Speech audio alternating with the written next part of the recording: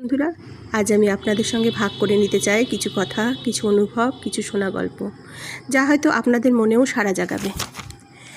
আমাদের লাইফে 3বার ভালোবাসা আসে বলে শুনেছি। প্রথম ভালোবাসা আমাদের ইয়াং বয়সেই হয়ে থাকে। এই ভালোবাসাতে সাধারণত দুজন দুজনের সাথে সময় স্পেন্ড করে। এটা সাধারণত ফ্রেন্ডশিপের মধ্য দিয়েই আমাদের জীবনে আসে।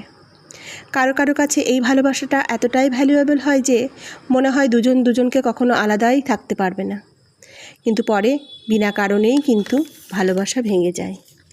তারপর হয় দ্বিতীয় ভালোবাসা, যেটা আমাদের শেখায় ভালোবাসা মানে শুধু মিষ্টি মুহূর্ত নয়, আঘাতও আছে, প্রতারণাও আছে, আছে গভীর শিক্ষা।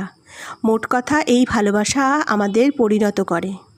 কে আসল কে নকল সেটা আমাদের চেনায়। এই সম্পর্ক ভাঙার পর আমরা বুঝতে পারি নিজেকে কিভাবে ভালো রাখবো, নিজেকে কিভাবে নতুন করে বাঁচিয়ে রাখবো। এরপর আসে তৃতীয় ভালোবাসা, যেটা একদম আনএক্সপেক্টেড টাইমে আসে, আনএক্সপেক্টেড সিচুয়েশনে আসে, এক অজানা মানুষের হাত ধরে। এই ভালোবাসা খুঁজে নিতে হয় না, সে নিজে থেকেই আমাদের জীবনে গল্পে ঢুকে যায়।